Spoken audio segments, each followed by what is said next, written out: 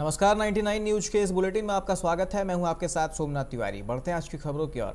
Dhanbad IIT ISM के छात्र देश ही नहीं विदेशों में भी अपनी प्रतिभाओं से संस्थान के नाम को गौरवान्वित कर रहे हैं। इस आपदा की घड़ी में भी बढ़ चढ़कर हिस्सा ले रहे हैं। पूर्वी छात्रों ने पीएम केयर में 1 करोड़ की राशि दी गई। वहीं आपदा की घड़ी में बंद पड़े संस्थान में भी ऑनलाइन क्लासेज के लिए छात्रों ने मदद किया है। इन पूर्व छात्रों ने इस दौरान संस्थान के विकास के लिए करीब 15 करोड़ रुपए की मदद की है। वहीं आईआईटी आईएसएम के प्रोफेसर धीरज कुमार ने बताया कि पूर्वी छात्रों ने बेहतर योगदान दे रहे हैं। इनमें अमेरिका में रह रहे पूर्व छात्र व 1967 बैच के पास आउट छात्र नरेश वशिष्ठ ने संस्थान को सबसे बड़ी मदद की है।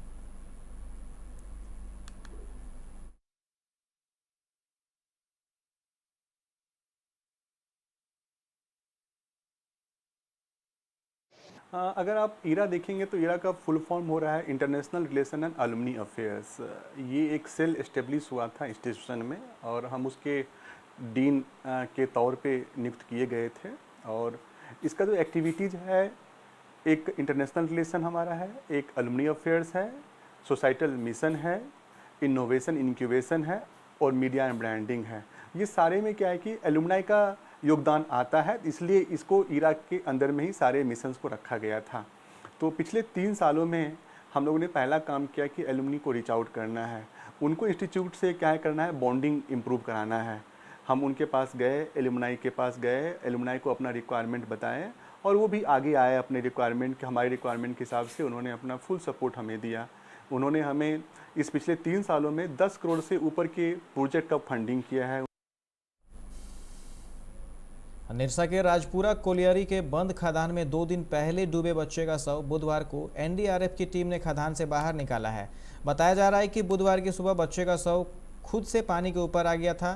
पुलिस शव को परिजनों के हवाले कर दिया है। परिजनों के आग्रह पर बालक का पोस्टमार्टम नहीं कराया गया। बता दें कि मृतक रोशन कालीमंडा निवासी गौरख पासवान का इकलौता पुत्र था। वह सोमवार को अपने 2 दोस्तों के साथ 11 कुंड में एक अन्य दोस्त से मिलने गया था। लौटते वक्त वह राजपुरा खदान में नहाने के क्रम में डूब गया था। घटना के बाद भटिंडा से आई रेस्क्यू टीम 2 दिनों तक बच्चे की तलाश की, पर कोई पता नहीं चल पाया। फिर सीओ अमृता कुमारी एनडीआरएफ टीम से संपर्क कर देवघर बुलाया, तब जाकर बच्चे का शव निकाला जा सका। रोशन की मौत से क्षेत्र में मातम का माहौल है। परिजनों का रो रो कर बुरा हाल है।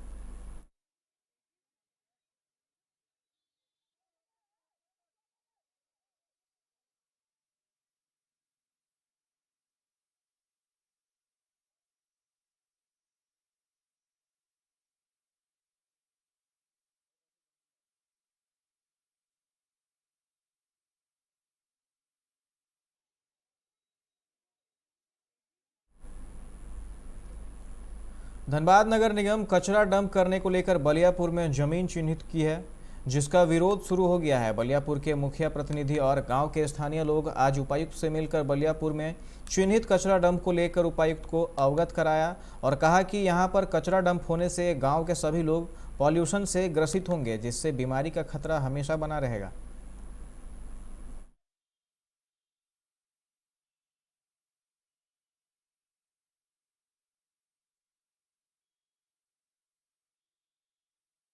नगर निगम के ठोस कचरे का निष्पादन के लिए बलियापुर प्रखंड के रघुनाथपुर ग्राम में ठोस अवशिष्ट कचरे का निष्पादन करने के लिए प्लांट लगाने का सरकार ने प्रस्ताव भेजा है प्रशासन ने। उस प्रस्ताव के खिलाफ में ग्रामीण एकजुट है।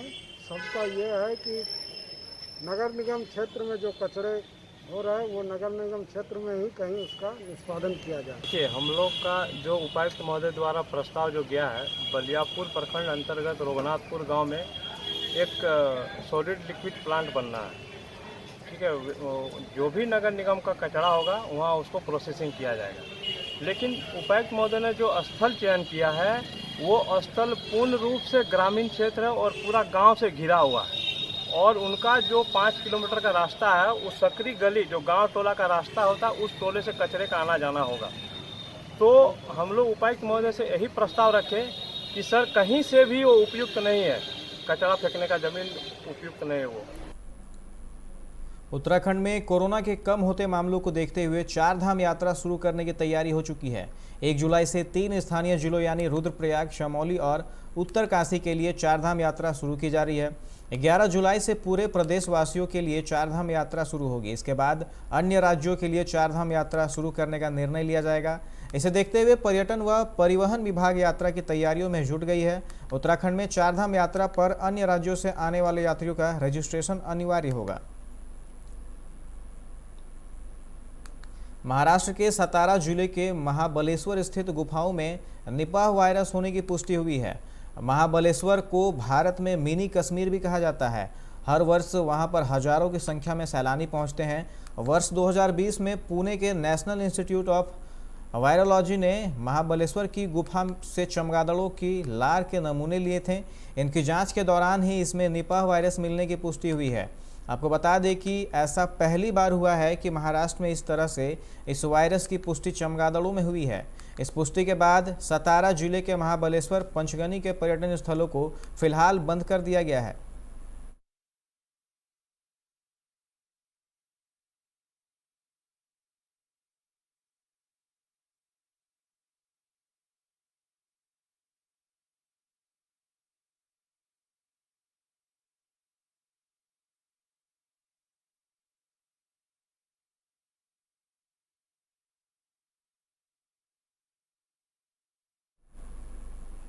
देश अभी कोरोना वायरस संक्रमण के डेल्टा वेरिएंट से आई दूसरी लहर से उबर ही रहा है कि डेल्टा प्लस वेरिएंट ने फिर चिंता बढ़ा दी है। हालांकि अभी देश भर में डेल्टा प्लस वेरिएंट के बेहद कम मामले सामने आए हैं, लेकिन इसके बावजूद स्वास्थ्य मंत्रालय सतर्क है। महाराष्ट्र समेत कई राज्यों को अलर्ट रहने की सलाह दी गई है। सरकारी सूत्र ने बताया कि भारत में कोरोना वायरस के डेल्टा प्लस वेरिएंट के 40 मामले रिपोर्ट किए गए हैं। ज़्यादातर मामले महाराष्ट्र, मध्य प्रदेश, केरल और तमिलनाडु के हैं। ये अभी भी वेरिएंट ऑफ इंटरेस्ट हैं।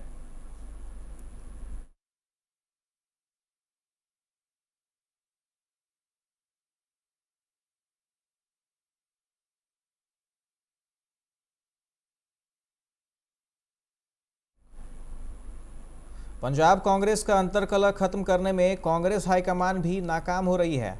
पूरा विवाद सुलझने के बजाय और उलझता ही जा रहा है। बताया जा रहा है कि कांग्रेस के पूर्व राष्ट्रीय अध्यक्ष राहुल गांधी से मिलने आए असंतुष्ट कांग्रेस नेताओं से पूछा कि यदि कैप्टन अमरिंदर सिंह को यदि अगले विधानसभा चुनाव में चेहरा ना बनाया जाए तो कितने विधायक बगावत करेंगे। दूसरी ओर कैप्टन अमरिंदर सिंह के तेवर भी कड़े हो गए हैं।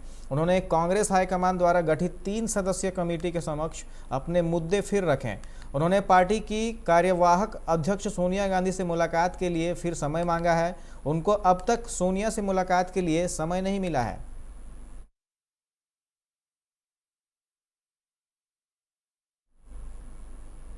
पाकिस्तान के लाहौर के जौहर टाउन में ब्लास्ट में 12 लोगों के घायल होने की खबर है। पाकिस्तानी मीडिया डॉन के मुताबिक रेस्क्यू में जुटे अधिकारियों ने बताया कि ब्लास्ट एहसान मुमताज हॉस्पिटल के पास ई ब्लॉक में हुआ है। मीडिया रिपोर्ट्स में दावा किया जा रहा है कि यह ब्लास्ट मुंबई हमलों के मास्टरमाइंड आतंकी हाफिज सईद के घर के सामने हुआ है।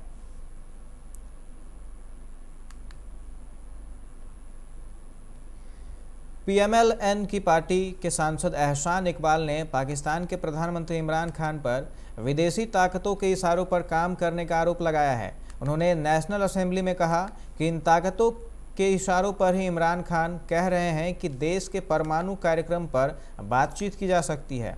एहसान ने कहा कि इमरान खान को ये अधिकार किसने दिया कि वो इस तरह की बातें करें। उन्होंने आरोप लगाया कि क्रिकेटर से नेता बने इमरान खान विदेशी एजेंडे पर काम कर रहे हैं और इसीलिए वो परमाणु कार्यक्रम को रोकने की बात कर रहे हैं।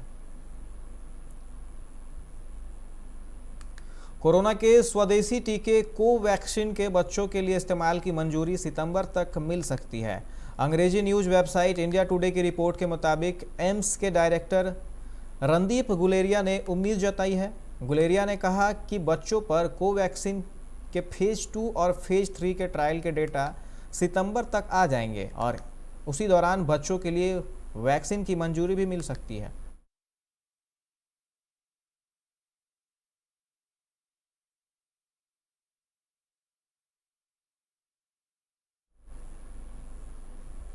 मुख्यमंत्री हेमंत सोरेन को एक बार फिर ईमेल भेजकर धमकी दी गई है।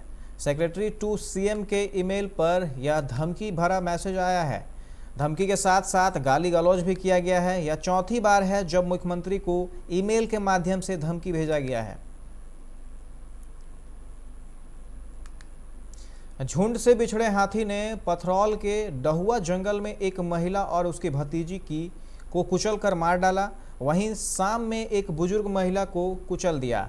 27 वर्षीय चैताली देवी के पति भूदेव राय ने बताया कि पत्नी और 15 वर्षीय भतीजी वंदना कुमारी सुबह नहाने गई थी। वहां से घर लौट रही थी। रास्ते में जंगल पड़ता है, वहां पहले से ये हाथी मौजूद था। पत्नी को देखते ही उस पर हमला कर दिया। बचाव के लिए पहुंची भतीजी को कुचल दिया। मौके पर ही दोनों की मौत हो गई। मेदिनीनगर में NH 98 पर हुए सड़क हादसे में 2 युवक की मौत हो गई है। घटना नावा बाजार थाना क्षेत्र के कंडा घाटी की है। मृतकों की पहचान नावा बाजार के रबदा दही टोला निवासी धर्मेंद्र कुमार और अरविंद कुमार के रूप में हुई है। दोनों युवक सरिया सेटिंग का काम दूसरे राज्यों में जाकर करते थे। गिरिडीह के पिहरा धरधरवा में 30 वर्षीय महिला की संदेहास्पद परिस्थिति में मौत हो गई है। घटना के बाद मृतका के मायके पक्ष वालों ने दामाद पर हत्या का आरोप लगाया है। वहीं मृतका की बेटी का कहना है कि खाना खाने के दौरान उसके माता पिता के बीच कुछ बातों को लेकर विवाद हुआ था। इसके बाद अपने कमरे में जाकर उसकी मां ने जहर खा लिया, जिससे उनकी मौत हो गई। सरायकेला टाटा मुख्य सड़क पर हुई दुर्घटना, एक महिला की मौत हो गई। घटना दुगनी के बजरंगबली मंदिर मोड़ की है। यहां बाइक में पीछे बैठी महिला गिरने के बाद तेज रफ्तार वाहन ने उसे कुचल दिया, जिससे घटनास्थल पर ही उनकी मौत हो गई। पूर्वी सिंहभूम जिले में कोरोना से फिर एक मरीज की मौत हुई है। मृतक घाटशिला निवासी 75 वर्षीय महिला है। उसका इलाज ब्रह्मानंद अस्पताल में चल रहा था। जिले में अभी तक कुल 1047 मरीजों की मौत हो चुकी है। आज कुल 7319 लोगों की जांच में इनमें 14 कोरोना पॉजिटिव मिले हैं। पटना में लापरवाही कोरोना की तीसरी लहर लाएगी। पटना में 24 घंटे के अंदर नए संक्रमितों का आंकड़ा 27 से 55 पहुंच गया है, जो दोगुना से भी अधिक है। पटना में प्रशासन की सख्ती के बाद भी कोरोना की गाइडलाइंस का पालन नहीं किया जा रहा है। बाजारों में भीड़ है और सुरक्षा को लेकर कोई एहतियात लोगों में नहीं दिख रहा है।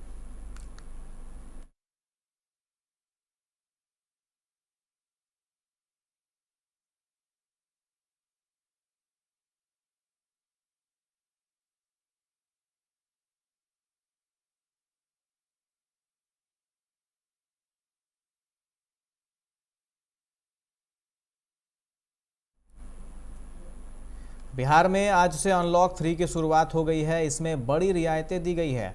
अब सभी सरकारी और प्राइवेट ऑफिस 100% उपस्थिति के साथ खुल जाएंगे। दुकानें भी आज शाम 7 बजे तक खुलेंगी। हालांकि अभी वैकल्पिक सिस्टम जारी रहेगा। नाइट कर्फ्यू रात 9 बजे से सुबह 5 बजे तक लागू रहेगा। सभी पार्कों, उद्यानों को भी अब सुबह 6 से दोपहर 12 बजे तक खोलने की अनुमति दे दी गई है।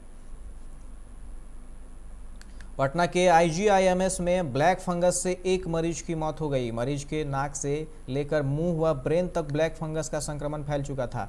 3 दिन पहले उसे परिजनों ने IGIMS में भर्ती कराया था। यहां वर्तमान में कुल 105 मरीज ब्लैक फंगस के भर्ती हैं। बिहार में मानसून पूरी तरह से सक्रिय है। आने वाले 2 दिनों तक मौसम का मिजाज बदलने वाला नहीं है।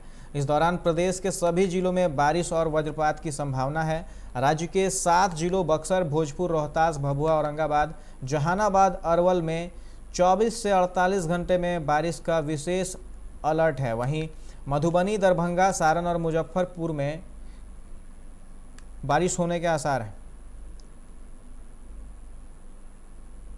इस बुलेटिन में फिलहाल इतना ही। तमाम खबरों के लिए आप देखते रहे 99 न्यूज। नमस्कार।